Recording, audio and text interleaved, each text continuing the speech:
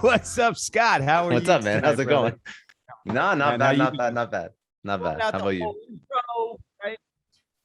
Yes, The sir. whole intro, everything, and then it, it went faded to black there. So I'm sure what's it was going on, great. Scott? Yeah, I'm good. Not much, I man. rehearsed Not much. about that. As always, I am joined by my partner, the CEO and founder of Epic Financial Strategies, Rob Gill. Rob, what's going on tonight, What's up, brother? Dave? How are you, man? Happy Trajectory Tuesday, brother. Happy Trajectory Tuesday. Scott, it's nice to meet you. Happy Trajectory Tuesday. I'm looking forward to hearing your experience, strength, and hope. Likewise, likewise. See the impact that you're making on the world. Thank you, man. So at Infinity X, we pursue human excellence. We look to create infinite sales opportunities, and we love to hear about the journey of megapreneurs, people like Scott Clary. So Scott, where did it start for you, brother? To know where you're going, you have to know where you're from. Oh, geez, where to start? Where to start with me? It's funny because I took a complete 180 from my family. So my family background is all in government. So come from a family of cops. My mom worked for university. My dad, grandpa, uncle, all cops. And I was going to go into law. That was sort of the original goal. And I think it was just that I got a taste of tech early on and I was successful at it. I was selling in tech. I was doing well.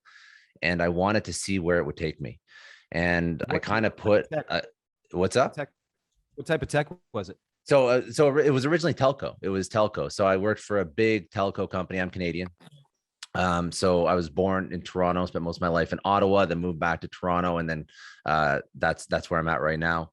But for the, so when I started off my career, I was working for Bell Canada, which is like, it's the Virgin AT&T of Canada. So just huge telco, worked my way up there. And it was while I was in university. And then I kept moving through the ranks, moving into bigger markets, selling larger deals, larger clients as I was in university. And then after university, and it was going really well. So after my undergrad, I didn't go back to school for law school and I just kept going. And then I moved companies, started working with startups and so on and so forth, built my own brand. And now, here I am today. So it was sort of just a coincidence that I got into it and I liked it. I was decent at it. Awesome, Scott. And, leading into being able to, obviously have success in what you were selling at that particular point in time, what was early life for you? Were you into sports? Was there other things going on in your world? Yeah. What did that look like back in the day? Early life for me, so I'm trying to think of like way back, like when I was young, like what I was into. I was into reading and hockey. I was really into books and reading. A super curious kid, just wanted to read as much as possible. And then I played a lot of sports. So I played a lot of hockey in the winter. My summer sport was a mix of soccer and tennis. And then going through high school, I was playing rugby, football, everything else. But hockey was my winters, and then tennis, soccer were my summer sports. So played a lot of different sports. Trying to think what else is notable in my youth.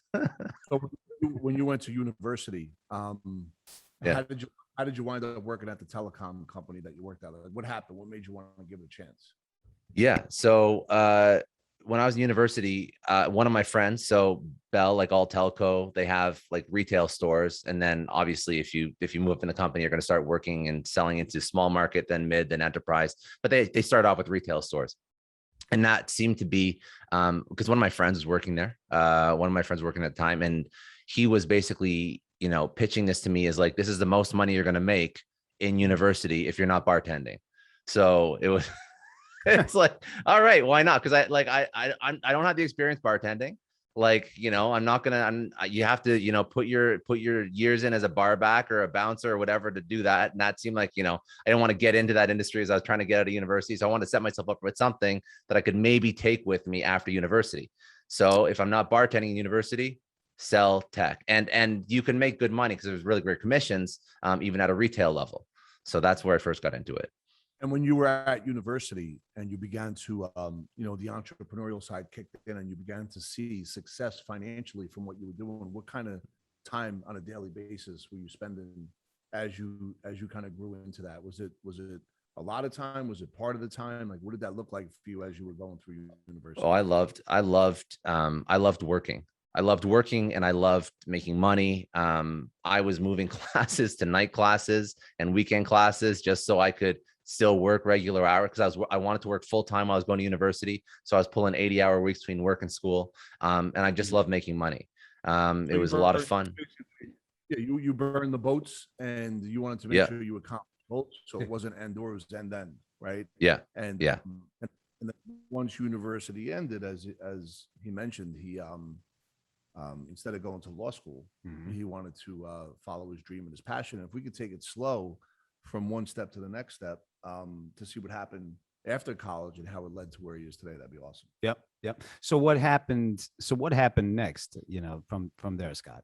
Yeah. So graduated university, and I had the option to, of course, go back to school, go to law school, or double down on my career. So when I graduated the same year, I moved into I got a promotion. So that was big for me, making more money right out of school. And I figured, okay, if I was always in sales when I was an individual contributor, when I was selling direct to the customer, as opposed to like managing a sales team, I was always like 200, 300% to target. I was always killing it. And I was like, okay, there must be something here, because if I'm always doing quite well, then let's see how far I can take this. Let's play in that space for a second, Scott. What do you think attributed, and when you look back at it, to why you consistently were able to get that 200, 300%, mark on a consistent basis? It was a few things when I look back. Definitely, I was very charismatic, which helped me feel comfortable communicating with customers, conversing, just building rapport, which is very important. And like looking back, hindsight's 2020. You don't know what you're doing when you're doing it. It's just that at that time, especially, it was just, oh, that's the personality. I like talking to people. I'm just like a people person, and it sort of worked out. Now, the things that really helped me were not just that. I was always curious. I always nerded out at everything. Like way before I started working, like I was like everything you could do to break a computer, I try and figure out a way to break a computer and like build it back up again. Like I'd try and, try and code on my own, like just try and do everything. I was very, very into tech, and I try and figure stuff out. So when you go into a technical sale, I immediately found out that the best way to sell something was to know it intimately better than anybody else could possibly know it, because then no objection would ever come up that I couldn't speak to. Right. And you combine that with like a little bit of a personality, charisma, building relationships. And then all of a sudden, that's like a very good equation for selling tech. And that was definitely what sort of got me off, getting me started. Just like when I was really early on in my career, that's helped. Like that's always helped. And did you have any early mentors that really taught you the game of sales from a standpoint of not only being consistent every single day, but also understanding that building rapport, which is like one of the greatest action steps you could take in any kind of sales you do, as long as it's with integrity. Did you have a mentor that kind of gave you that early information that you adopted and were able to have the byproduct of that really kind of represent itself in your checking account and be able to consistently want to be able to double down from what you did the month before? I've had a lot. I didn't have mentors that were helping me in sales in university. The second I moved into like corporate, out of retail, when I was doing B2B sales for Bell Telco, like right out of university, that's when I had a manager who was really focused on both like cold calling, outbound. He helped me with that, but he also helped me with like the relationship building, like, gift of the gab, like what to say, all the like traditional sales stuff that you normally would be formally trained. I didn't really have a lot of formal training in sales ever. So I did have mentors. And that was the first point, just because I lucked out and I worked for a business unit, and my manager, who was my first mentor, he went to the same university as me. And he like, we just hit it off like right off the bat. Obviously he's like much older than me, but we went to the same university. And he showed me the power of sort of expediting my learning by just attaching to somebody who's already done it before and just trying to pick their brain for as much as I could possibly get out of them. And I didn't realize the value of that until I've worked in other spots where there weren't those kinds of figures around. And then you realize how great those bosses, and I've been very lucky. I've had some really great bosses, managers, directors, but I know that's probably made my career because they've been there just by luck. I think that now, going back, I would have tried to seek those people out a little bit more purposefully, but a little bit of luck for sure. And I think that that's probably what helped me, progress, get promotions, move into bigger markets every single year after university when I was selling. So yeah, definitely they helped out. Listen, thanks for sharing that. I think that, and first of all, you cold called. Were you doing that every day? Yeah. Yeah. Awesome. Awesome. Yeah. And that's, for me, that's where I learned the game a long time ago. But I think that one of the things you touched on it, and remember, we have a bunch of people that come on to listen that are typically entrepreneurs that are not only in their business, but working on their business in a multitude of ways. So when I think about you sharing, having a mentor, matching it +1, match and mirror +1, and being able to take the goodness from each and one of these mentors is key. I guarantee that every single person in any business always has an opportunity to find a good mentor. But I think that the ingredient, just based on my experience and hearing you talk, the ingredient that you had is you looked for it. You looked for leadership. You looked to be taught. You were curious. You wanted to figure out different ways that you could break a computer or figure out a way to overcome all the objections that you may hear as you're selling the product. Awesome. And thank you for sharing that, by the way. And the journey has been incredible. I know David had spoken very highly about you before tonight's call, so I was excited about it. And I love to dig deep into the success process that led to where you are today. So what happened, what happened after that wave of success as you began to climb and grow, and what did your world begin to look like? So I worked in telco, moved into sales leadership. So that was big. So moved into actually managing people. Moved to a smaller company. So I learned the value of being a little bit strategic in my career. So I expedited my career growth to move into a management position by taking a position at a smaller company. That company was acquired. The second that company was acquired, I started understanding the value of working in startups and trying to get a little piece of that pie, because you see these like huge cash injections into companies and you're like, holy, like that's a lot of damn money. So how do I work with early stage companies? So that's when I started doing some consulting work. And when I started doing some consulting work, I wanted to work with startups because I thought at the time, obviously, again, hindsight's 2020, but I thought I was like God's gift to sales because I was just killing it at a Fortune, Fortune 500. I thought I was great. And obviously you ain't shit until like you realize it, but you go it on your own. I started doing some like fractional, like CXO work. So just like outsourced, like CRO, CMO to like super early stage companies. Scott, and by the way, at that time, because you're pretty much a brand ambassador, right? You're a hell of a marketer, but back at that time, what was your marketing strategy, right? How did you start to put out and promote your brand? I can't wait to hear this one. Dude, this is why I burnt out. This is why I burnt out, because you go into consulting, right? And you think that like the deals are just going to come, and you close a deal and you do your 40 consulting hours. Then you're like, shit, I got to go find another client because now I don't have another job at the end of this quarter, at the end of the 3-month stint or the 6-month stint. And like, if you're in professional services, whatever, this is painful, especially really your own services business. Right. So I was doing consulting with 2 other partners.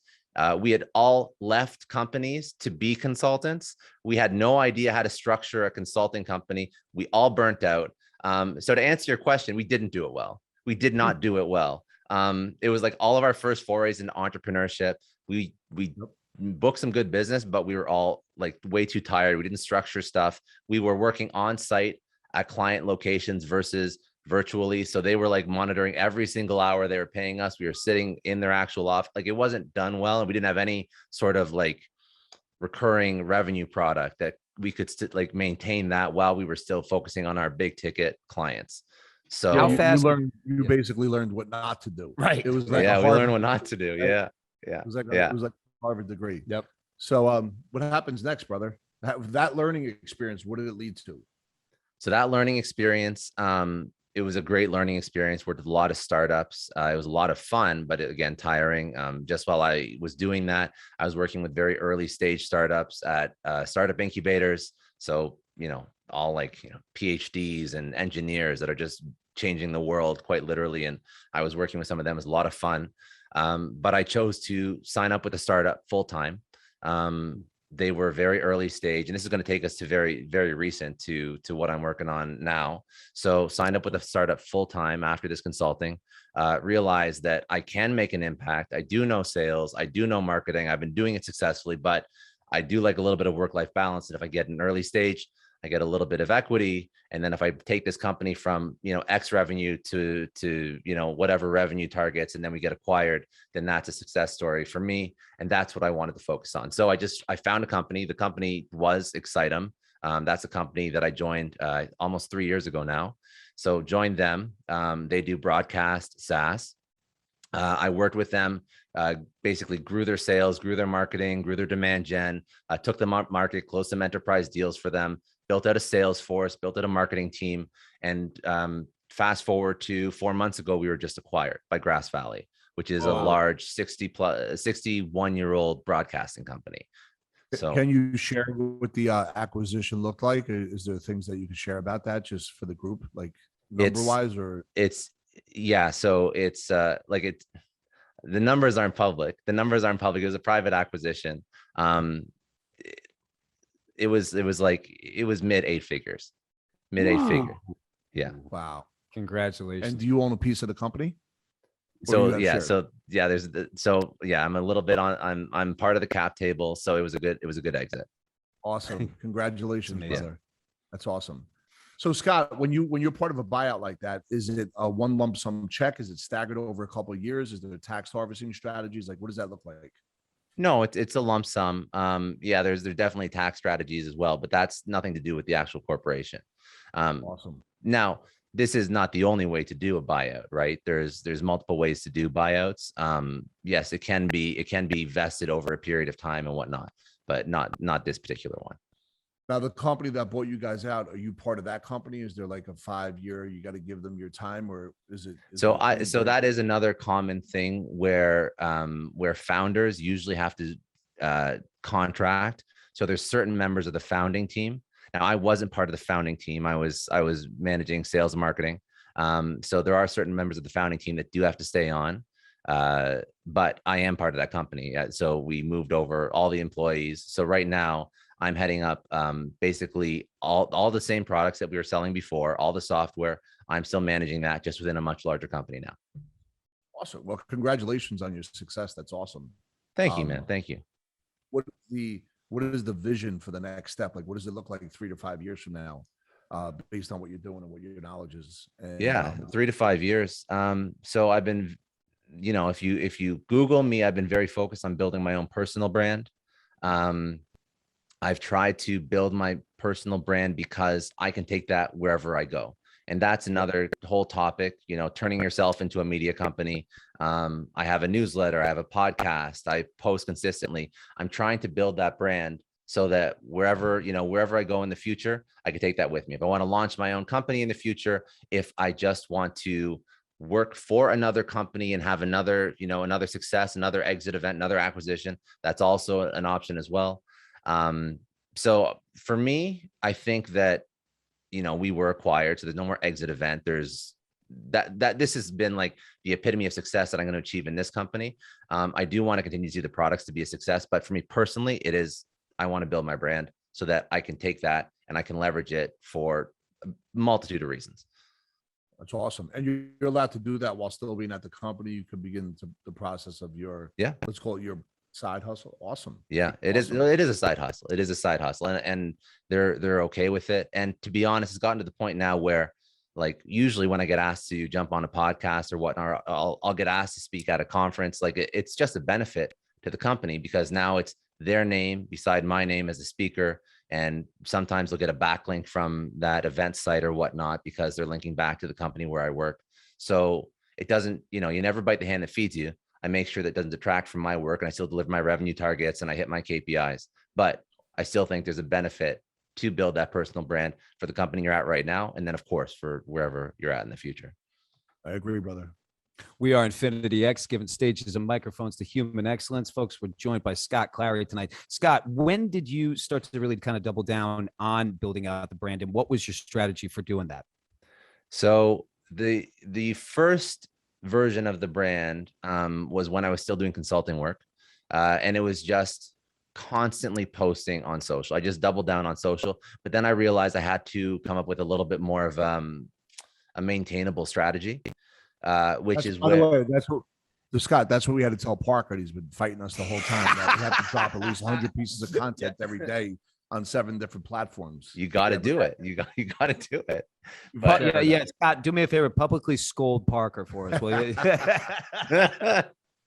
no, Parker's good. Parker's good. I'm not gonna throw Parker under the bus.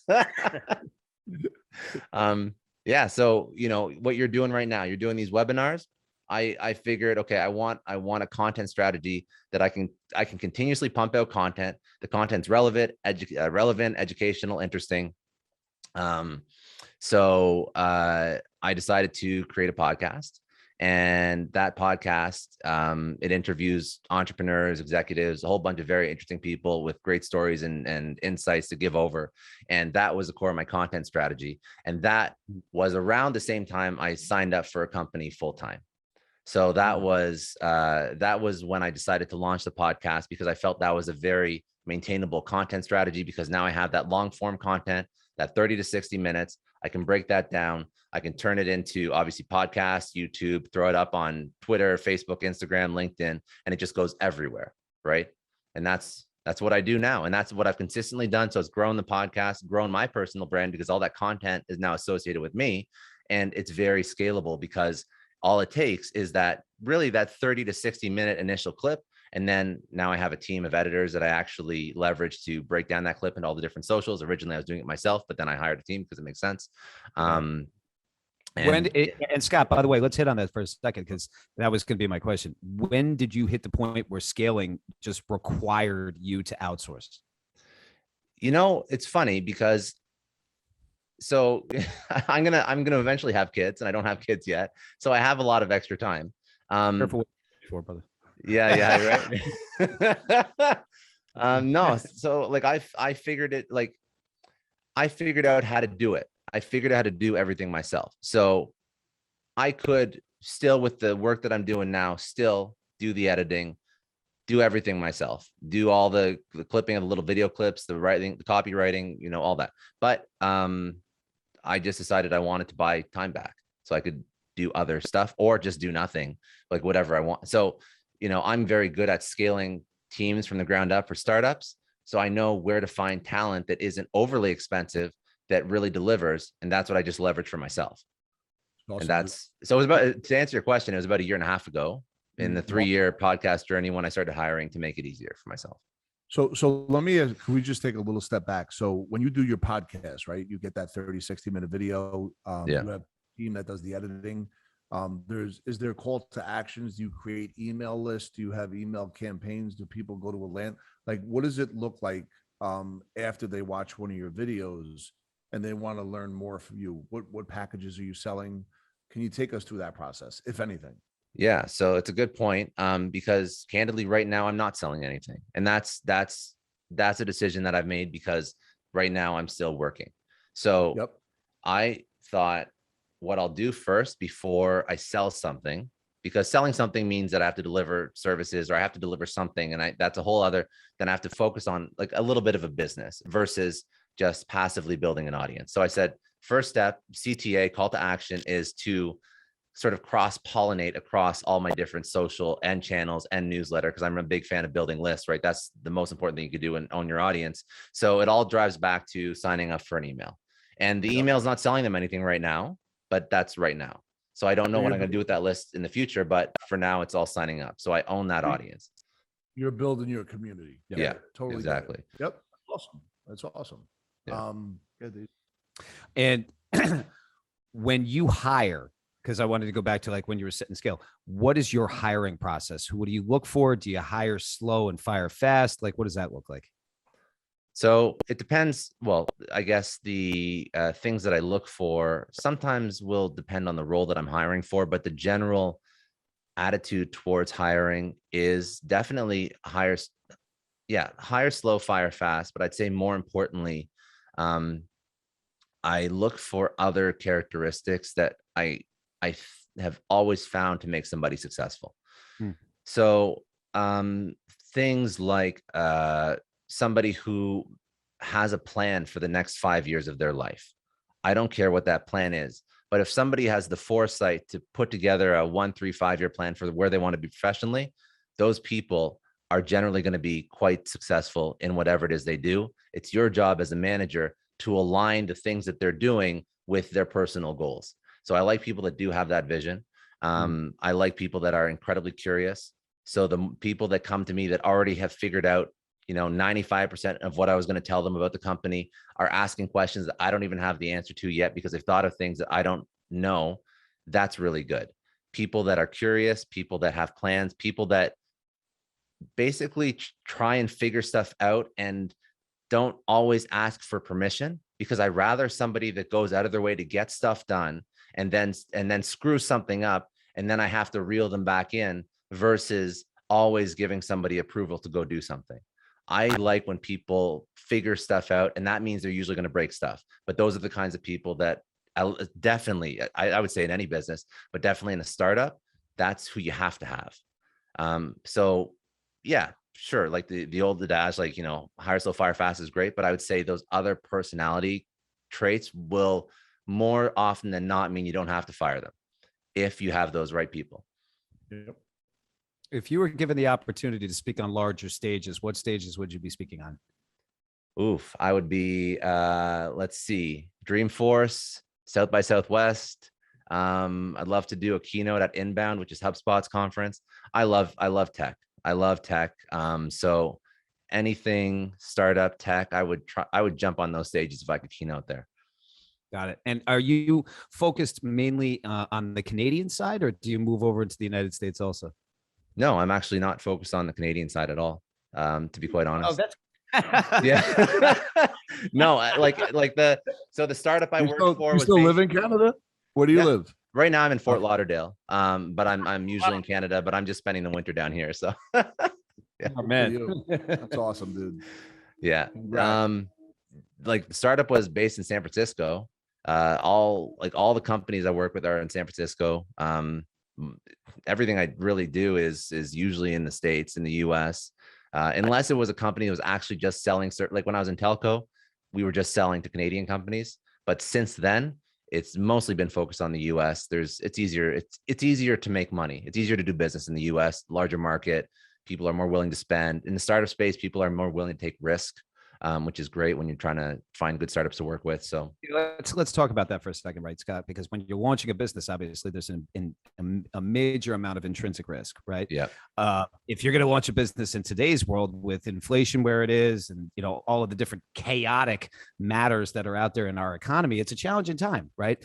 When you're consulting a business owner who is looking to launch a business or preparing themselves to launch a business, what are you coaching them on in today's economic environment?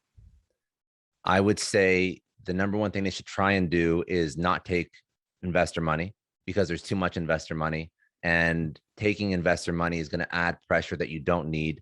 And it's going to, I would say that sometimes when you take investor money, it's almost too easy right now, so that it's not actually going to help your business. You could get dumb money. You get investors that don't add value.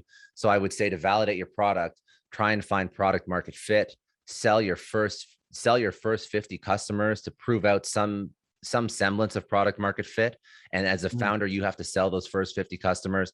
And then once you have those first 50 customers, then you can you can call it whatever you want to call it, ideal customer profile, buyer persona, customer avatar from those first 50 customers. And then you can use that to scale your business. And if you have those customers, then you can at least prove out product market fit. And then if you want to take on venture funding or you want to take on an angel investor, that's fine.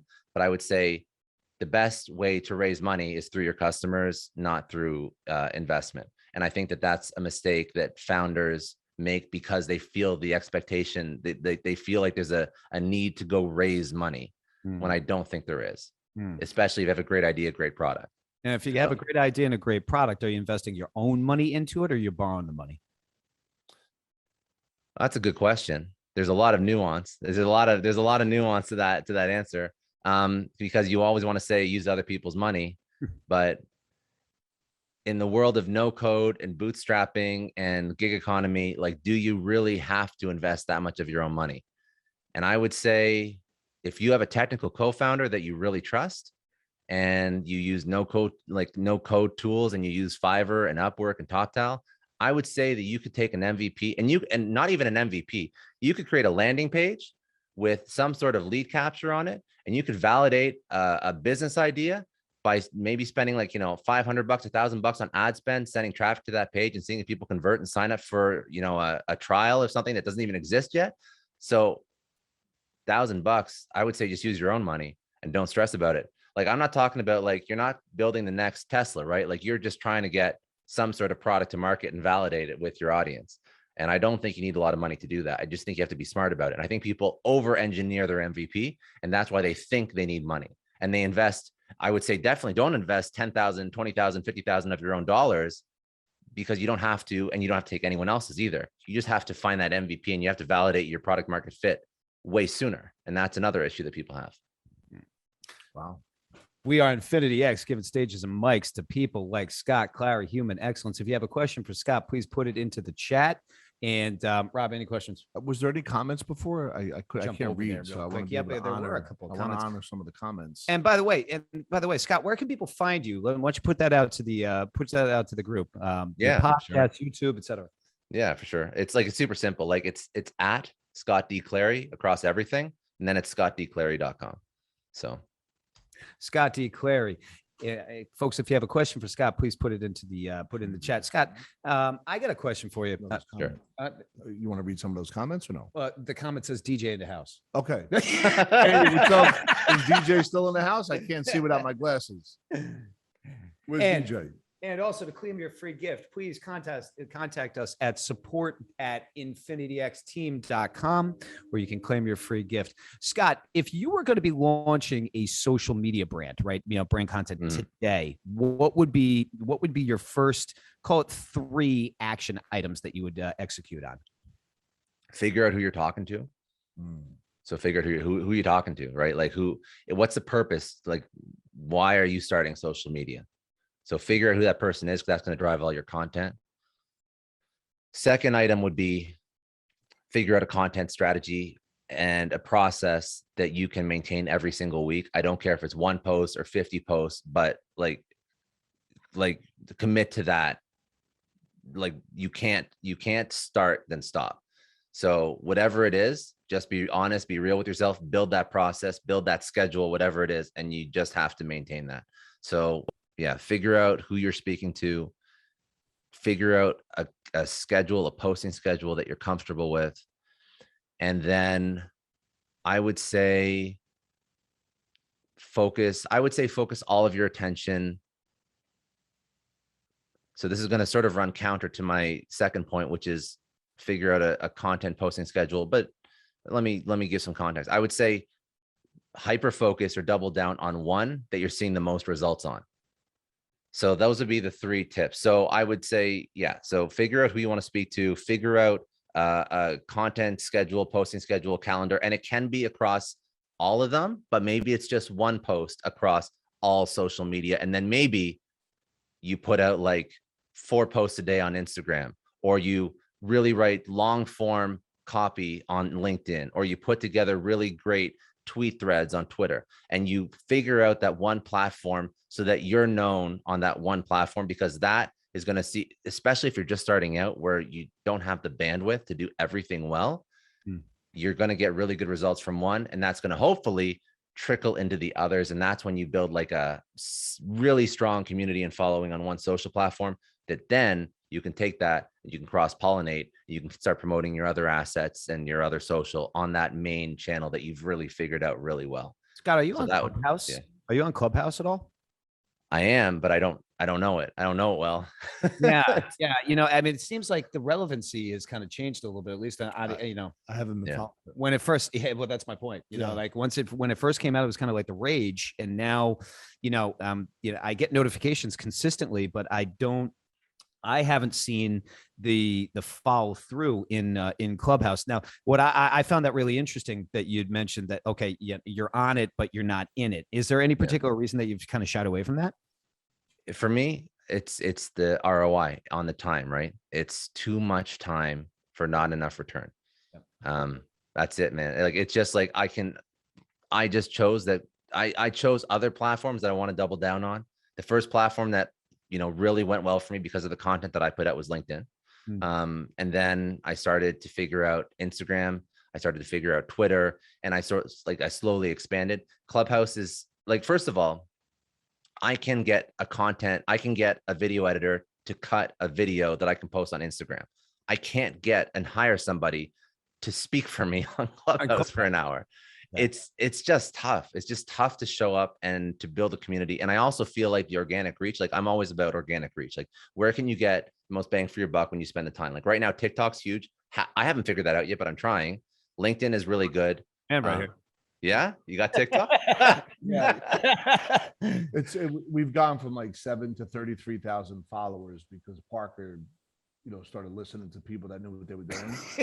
And as a result of that, we've done very well. What's really interesting though is that we get, because we're in the financial education space, and we're beginning to get a lot of appointments that come through, educational only, but it does follow right on our landing page. And we have a team here that it goes from each person in rotation just to have these educational calls.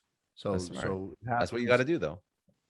It happens on Instagram a little bit. And we also have a YouTube channel that we probably get about, maybe 20 appointments a month. But TikTok, we're at like 40 already, and it's November 9th. Like that's the difference in the speed. That's how the organic reach is there. So that's why you have to figure out these short form video platforms. But that's why for Clubhouse, to me, it's not worth it. Like, I'd rather spend time getting a video editor, or even myself figuring out how to edit video that works with TikTok, versus me spending an hour or 2 hours talking to a group of people on Clubhouse. I think at the beginning of Clubhouse, you had a lot more organic reach, and I think that you really could build a community really, really quickly. I don't think that's the case anymore. And you see it in the numbers. You see it in the declines of downloads.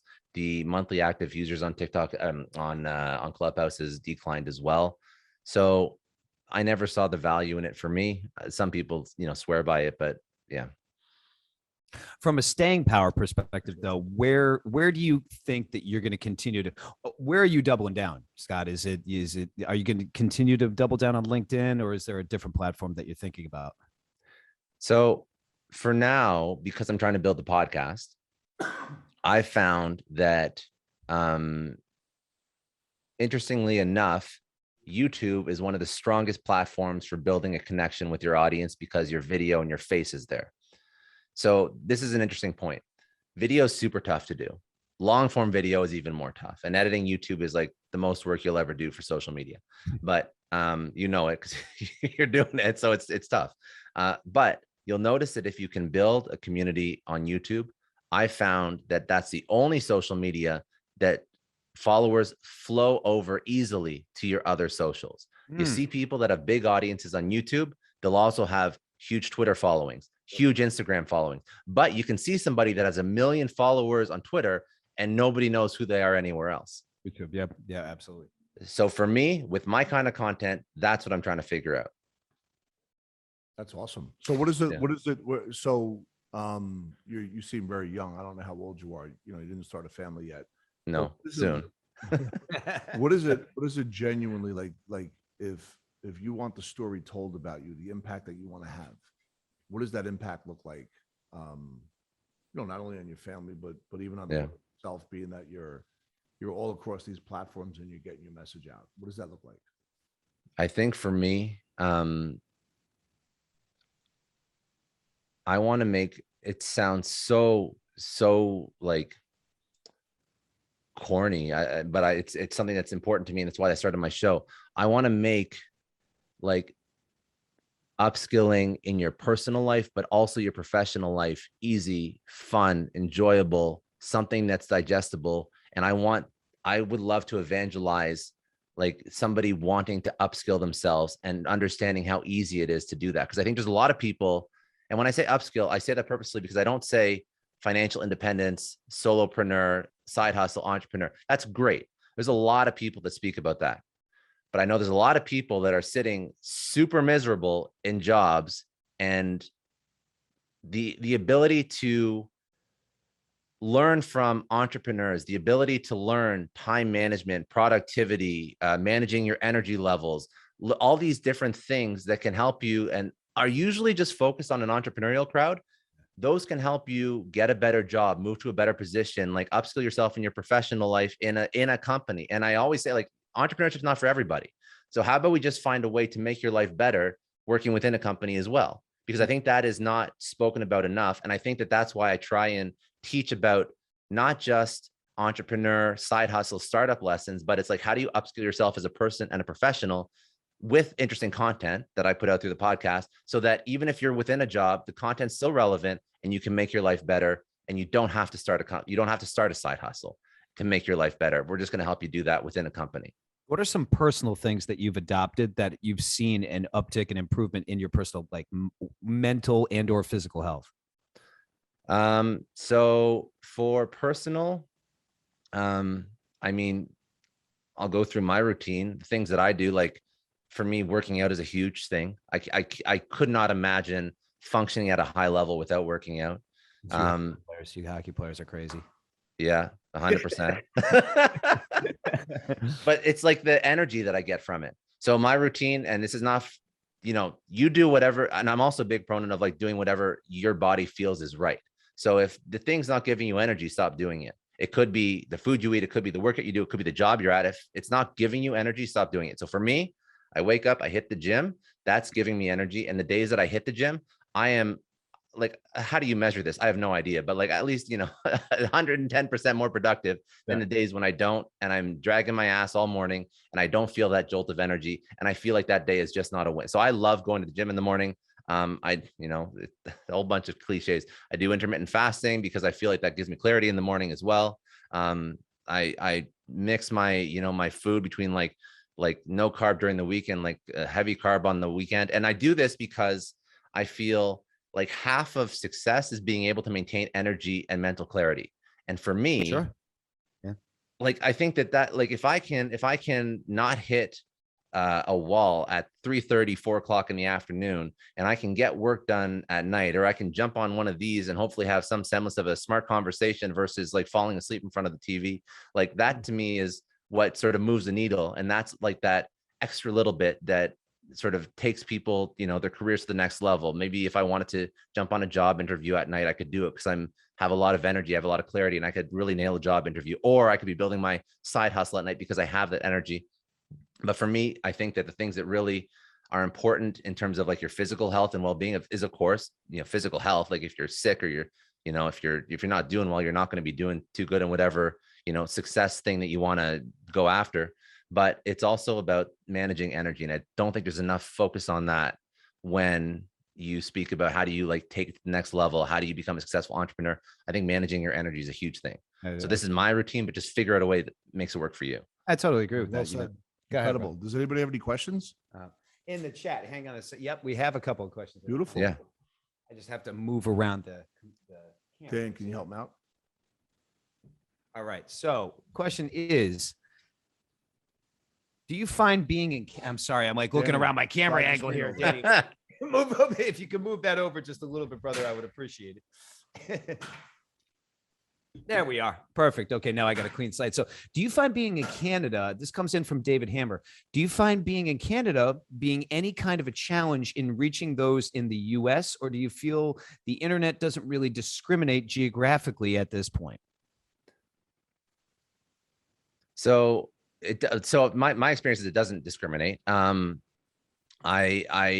only found that it was more difficult when we were locked down, because we were all acclimating to virtual, and it was hard to jump on a plane and go to New York or LA or Miami. And that was, for me, like at the beginning of the pandemic, an impediment, because you can't sit in the room and close like a multi-million-dollar deal over Zoom. Now you can, but at the beginning it was difficult. So I would say at the onset of COVID, that was something that bugged me. It was frustrating. But outside of that, no, because you just jump. Like, if I want to go to New York from Toronto, it's like an hour plane ride. It's a day trip, right? So there's nothing there. They wouldn't even know if I'm coming from Toronto or just coming from like New Jersey. Like, they'd have no idea. So it didn't really bug me. It didn't really ever impede like sales or business or anything like that. Doesn't really affect. I noticed a bunch of books on your shelf there. Number one, are you thinking about putting out your own book? That's number one. Mm-hmm. Number two, what is the last book that you read? So yes, I am thinking about putting out my own book eventually. That's on the brand building list of things to do eventually. It's like you gotta have a book. I have a podcast. I got the social. I got a newsletter. Got to do a book eventually. Last book that I read was actually an older book. It was Advertising by Ogilvy. It's an old school book about advertising. Another book that I recently read was Play Bigger. It's just behind me. It's one of my favorite startup books. Yeah. Do you know the book? Because it's I'm not like staring at it behind you. I've heard of the book. I've never read it personally, but yeah. So I would say Advertising by Ogilvy is like a little bit of a niche book for like advertisers, hardcore advertisers, like the old school, like Mad Men style. That's like where the book is modeled from. But there's still some great advertising lessons. But Play Bigger is a really fun book because it speaks about how companies like Salesforce basically created categories. So it disrupts the idea of if you're an entrepreneur, you have to build a product in an existing category.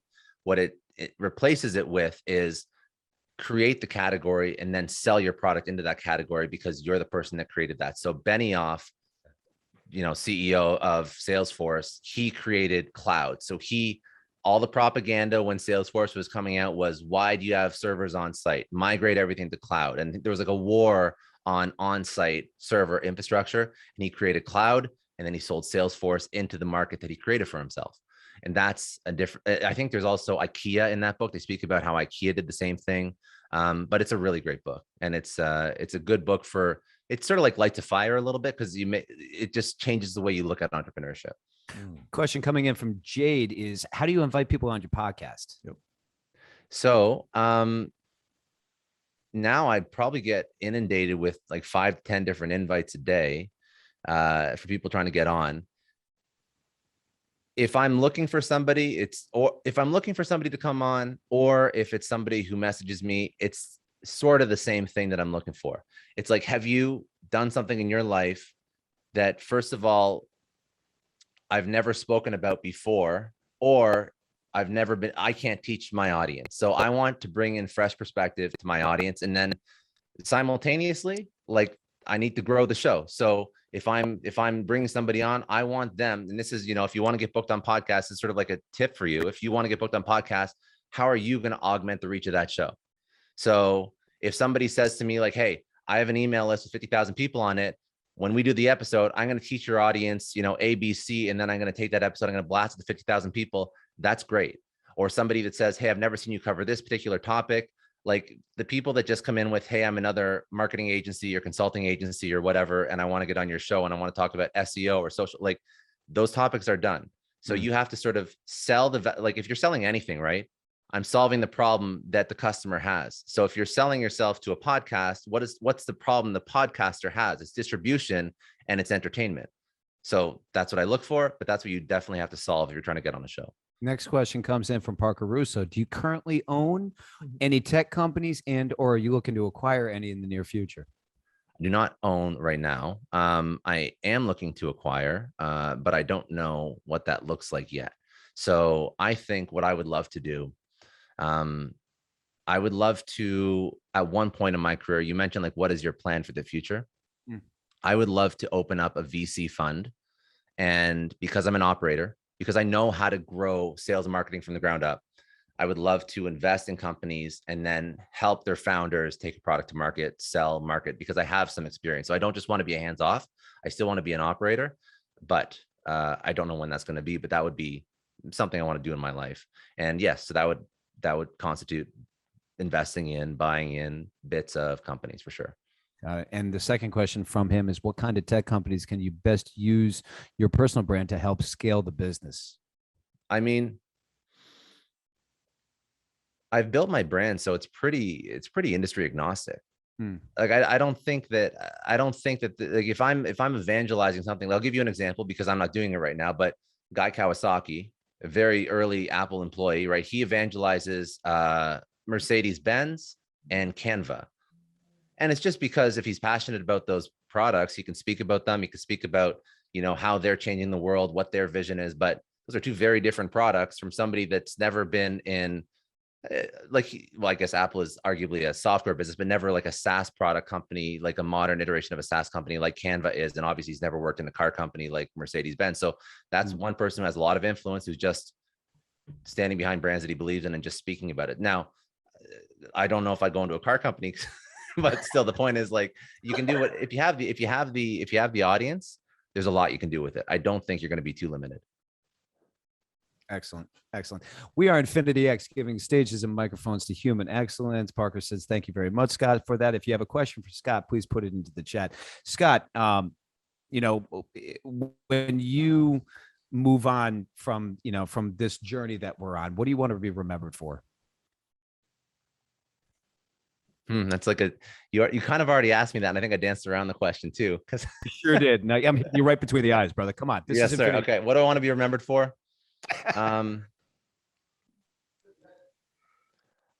I want to be remembered for making professional education fun.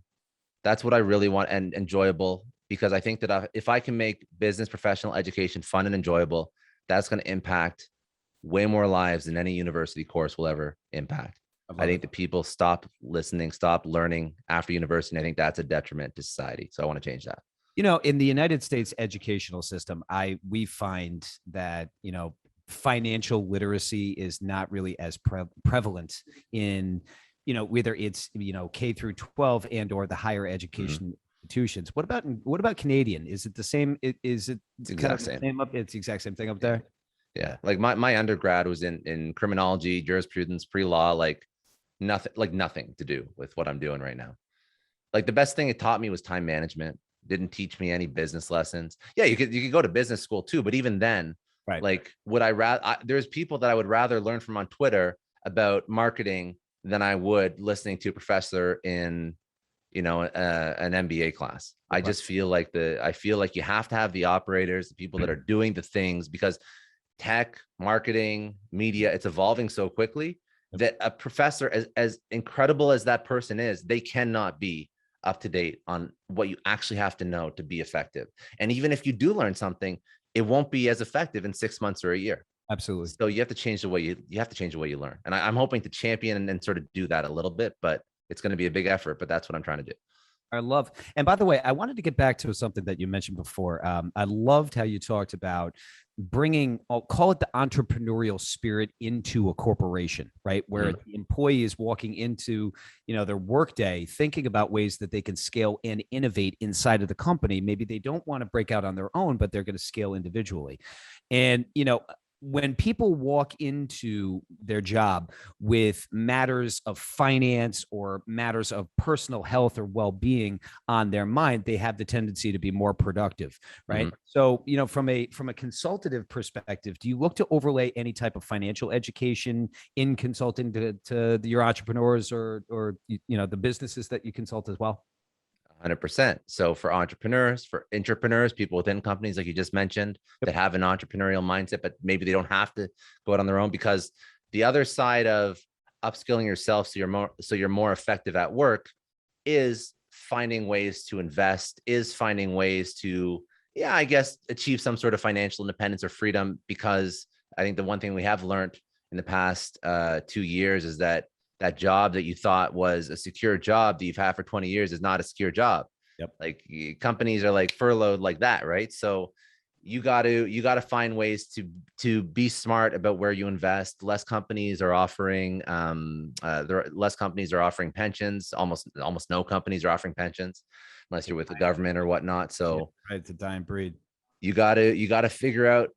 I don't care if you're in the S&P 500 and you're just riding that. You got to figure something out, because if not, you're going to have a pretty tough retirement unless you have that pension that you're riding. Like that's like, I come from the world where, you know, I said my whole family were cops and government, right? Like they're going to ride that 70% of their 5 best years until they die. And that's incredible, but no one else gets that. Yeah, they're And not being invited into it anymore. Even municipalities are cutting that out now too. I didn't know that. That's pretty bad, actually. That's Yeah, I know.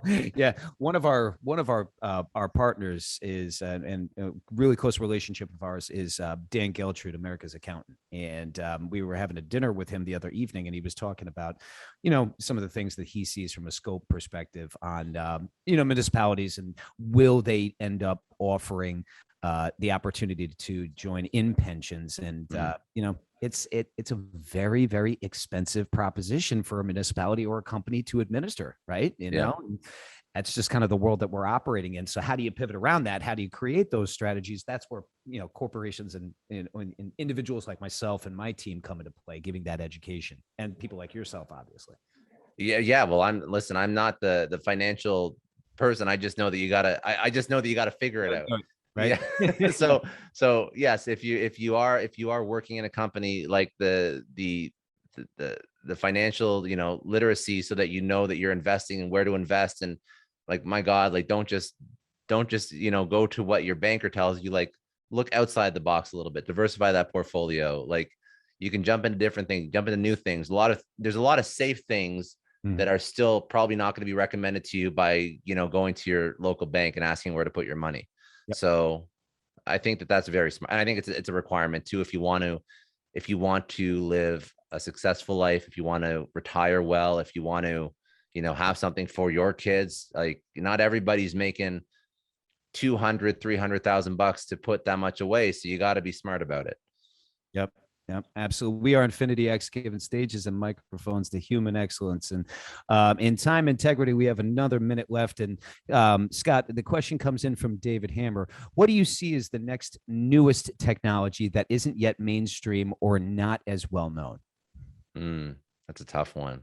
We can go through like the regular ones. Like, we got like the AI, robotics, we got blockchain, we got virtual reality. All of that stuff is not. All of that stuff will start to permeate your everyday life. And I think that, there's going to be so many, as like, for example, I was speaking to, I don't know if anybody here is into, if you're a finance guy, this. So Ethereum, I was speaking to the co-founder of Ethereum, Anthony Diorio, on my podcast this morning. And I actually asked him like the same question just regarding blockchain, because obviously that's the space that he's in. And it really was like, the future iterations of blockchain are obviously not like just Bitcoin. It's like the technologies that will evolve that, in the past year, we saw NFTs, that came to light. We don't even know what the future technology that's going to take off that's built on blockchain is.